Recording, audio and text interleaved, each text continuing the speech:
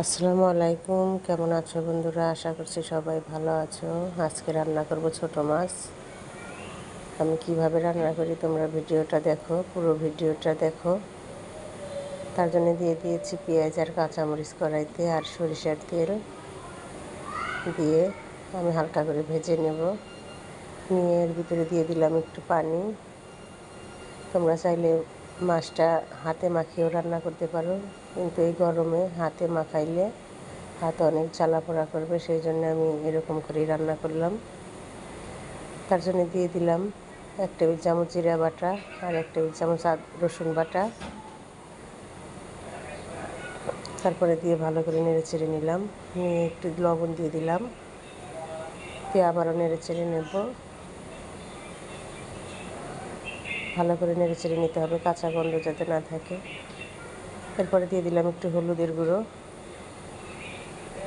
দেখো, আমি একদম কাঁচামরিচ দিয়ে রান্না করছি, কাঁচামরিচটা একটু করে দিচ্ছি যাতে ঝাল বেরিয়ে আসে।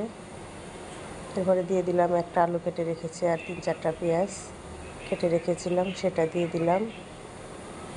দিয়ে আমি ভালো করে নেড়ে চেড়ে নেব।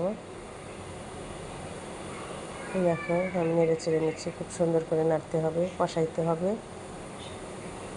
দিয়ে দিলাম অল্প একটু পানি। এবার পানি দিয়ে আমি কষিয়ে নেব ভালো করে।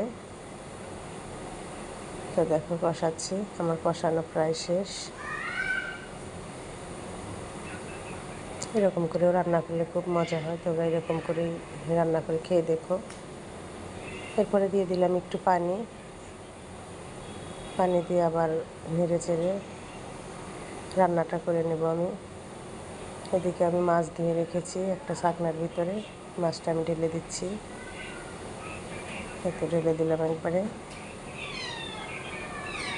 দিয়ে হালকা করে নেড়ে চেড়ে ছড়িয়ে দিলাম। ছড়িয়ে দিলে পুরো কড়াইয়ের ভিতরে মাছটা ছড়িয়ে যাবে, সেজন্য আমি দিলাম। এরকম করে আমি রান্না করে নেব প্রায় 15-20 মিনিটের মতো। দেখো, আমার সুরাটা শুকিয়ে গেছে, আমার রান্নাটা কমপ্লিট। দেখো, আর একটু সুরা নাই। আর আমার ভিডিওটা যদি ভালো লাগে অবশ্যই লাইক, কমেন্ট আর সাবস্ক্রাইব করে দিও। আল্লাহ হাফেজ।